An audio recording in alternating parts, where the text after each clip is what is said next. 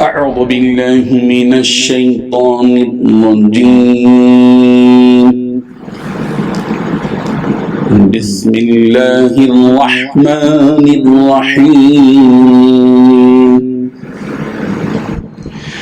يا أيها الذين آمنوا أوفوا بالعقود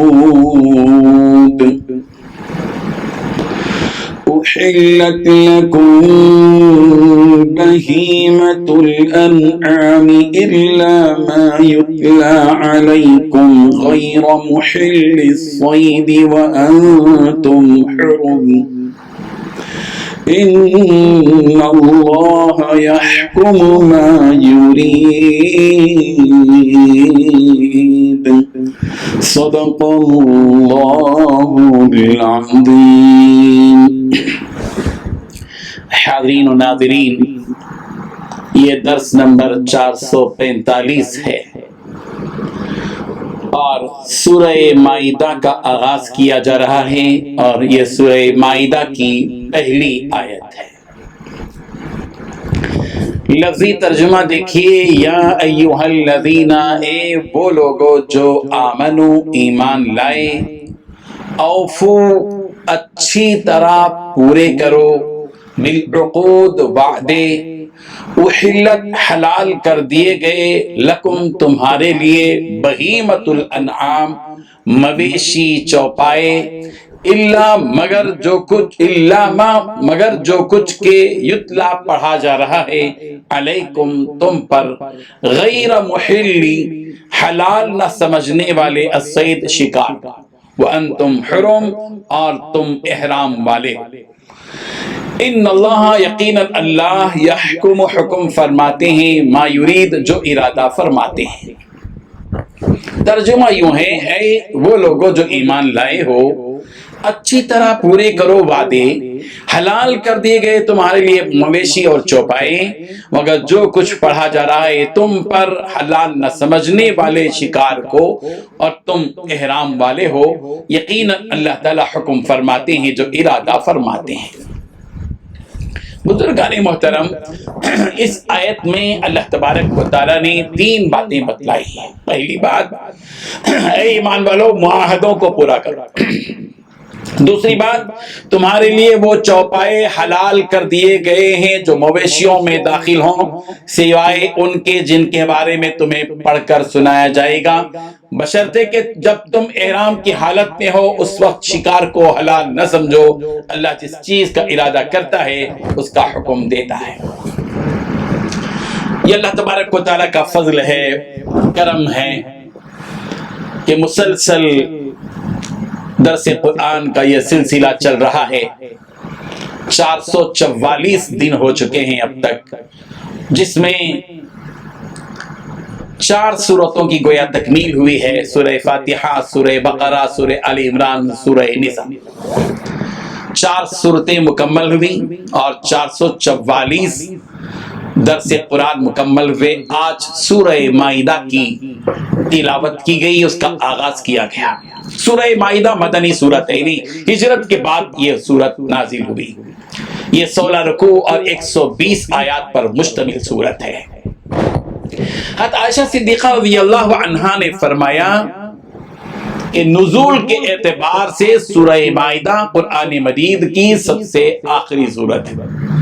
یوں تو قرآن مجید کی ترتیب کے لحاظ سے قرآن مجید کی آخری سورت سورہ ناس ہے، قل اعوذ برب الناس، لیکن جو ترتیب قرآنی ہے وہ نزول کی ترتیب نہیں ہے، نازل ہونے کے اعتبار سے جو ترتیب ہے اس اعتبار سے سب سے آخر میں جو سورت نازل ہوئی وہ سورہ مائدہ ہے۔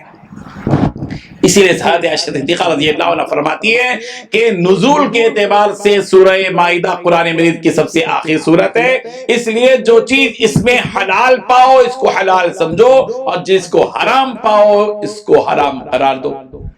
نسائی کی یہ روایت ہے۔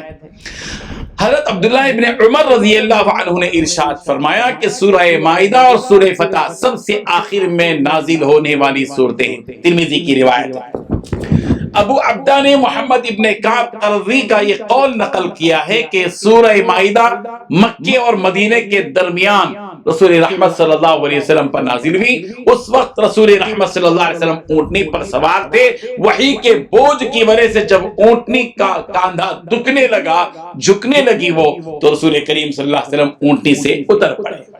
سورہ مائدہ کی پہلی آیت کا پہلا حکم اللہ تعالیٰ نے ایمان والوں سے یہ دیا، یا ایھا الذین آمنوا اوفوا بالعقود، اے ایمان والو وعدوں کو پورا کرو، معاہدوں کو پورا کرو۔ معاہدوں سے کیا چیز مراد ہے؟ کون سے وعدے؟ وہ وعدے مراد ہیں جو قرآن مجید کی اوامر اور نواہی کی پابندی سے متعلق ہیں۔ اللہ تعالیٰ نے حکم دیا ہے یہ کام کرو، اللہ تعالیٰ نے حکم دیا یہ مت کرو، کہا اقیموا الصلاۃ وآتوا الزکاۃ، یہ اللہ تعالیٰ کے اوامر ہیں۔ اللہ تبارک و تعالیٰ نے زنا سے منع کیا، ولا تقربوا الزنا ولا تقتلوا اولادکم، زنا مت کرو، ایک دوسرے کا ناحق قتل مت کرو، یہ نواہی ہے۔ اوامر اور نواہی کی پابندی سے متعلق جو باتیں ہیں وہ بھی وعدے ہیں، اور وہ وعدے بھی مراد ہیں جو مسلمانوں اور مشرکوں کے درمیان طے پائے ہیں مکی زندگی، مدنی زندگی میں، جیسا کہ حضور اکرم صلی اللہ علیہ وسلم نے مسلمانوں اور مشرکین کے درمیان معاہدے کیے، وہ معاہدے بھی کیے، معاہدے پورے کرو۔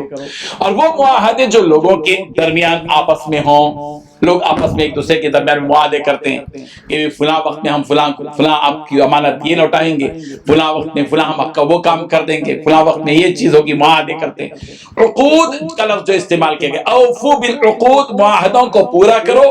عقود دراصل عقد کی جمع ہے، نکاح کے لیے بھی عقد کا لفظ استعمال کرتے ہیں، عقد کا لفظ استعمال کرتے ہیں۔ یہ عقد کیوں؟ ایک ایگریمنٹ ہے، ایک معاہدہ ہے میاں اور بیوی کے درمیان میں، بالکل اسی طرح یہ عقد کے معنی ہیں، گویا جو وہ عہد جو مضبوط ہو اس کو عقد کہتے ہیں۔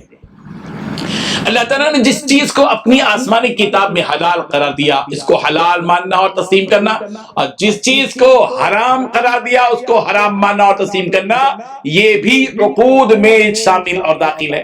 اور دوسری بات یہ بتلائی گئی کہ اللہ تعالیٰ نے فرمایا احلت لکم بہیمۃ الانعام، تمہارے لیے چوپائے مویشی حلال کر دیے گئے ہیں، یہ گائے ہے، یہ بکری ہے، یہ اونٹ ہے، بیل ہے، بھینس ہے، فلاں ہے، فلاں، یہ تمہارے لیے حلال کر دیے گئے۔ الا ما یتلی علیکم، ہاں وہ جانور حلال نہیں ہے جن کی تلاوت کی جا رہی ہے، مثلا مردار جانور ہے، یعنی وہ جانور جو مر گیا ہے، فطری اور طبعی موت جس کو ہو گئی ہے، وہ حرام ہے۔ اسی طریقے سے وہ جانور جن کو بتوں کے بھینٹ کے طور پر ذبح کر دیا گیا وہ بھی حرام ہے۔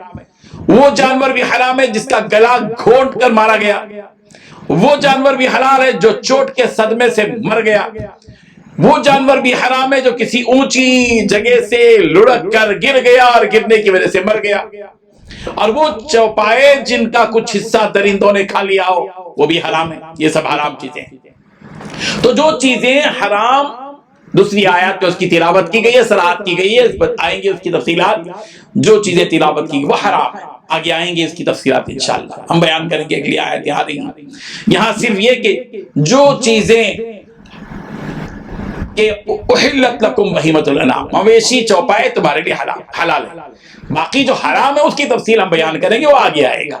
اور تیسری بات اللہ تعالیٰ نے جو بتائی وہ یہ کہ حالت احرام میں جب تم ہو تو شکار کو حلال مت سمجھو۔ آدمی جب احرام کی حالت میں ہوتا ہے تو احرام کی حالت میں بہت سی حلال چیزیں بھی حرام ہیں، اور یہ بھی حرام ہے۔ عام طور پر کسی کو شکار کیا جا سکتا ہے، خرگوش کا شکار کیا، فلاں کا شکار کیا، فلاں کا شکار کیا، پرندے کا شکار کیا، لیکن احرام کی حالت میں جب آدمی ہو تو اس کے لیے شکار حرام ہو جاتا ہے۔ وہی بات بتائی گئی یہاں پر کہ احرام کی حالت میں وَأَنْتُمْ حُرُمٌ غیر محل الصید وانتم حرم، کہ جب تم احرام کی حالت میں ہو تو اب تمہارے لیے شکار کرنا حلال نہیں ہے۔ پھر آخری جو بات ہے وہ یہ کہ ان اللہ یحکم ما یرید، اللہ تبارک و تعالیٰ، یہ سوال پیدا مت کرو کہ یہ حرام کیوں ہے، یہ حلال کیوں ہے، یہ اللہ تبارک و تعالیٰ مالک ہے، مختار ہے۔ جس طرح ایک دکان کا مالک کسی چیز کو اوپر رکھ سکتا ہے، کسی کو نیچے رکھ سکتا ہے، گاہک کو یہ اختیار نہیں کہ تم نے یہ چیز نیچے کیوں رکھی، وہ چیز اوپر کیوں رکھی، اس کو پاک کیوں رکھا، اس کو ناپاک، اختیار نہیں ہے۔ اللہ تبارک و تعالیٰ مختار کل ہے، قادر مطلق ہے، فعال لما یرید ہے.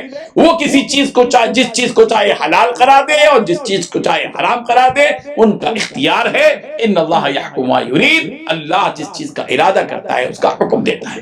اللہ تبارک و تعالیٰ ان حقیقتوں کو سمجھنے کی توفیق عطا فرمائے. وآخر دعوانا الحمدللہ رب العالمین. لا إله إلا الله، لا إله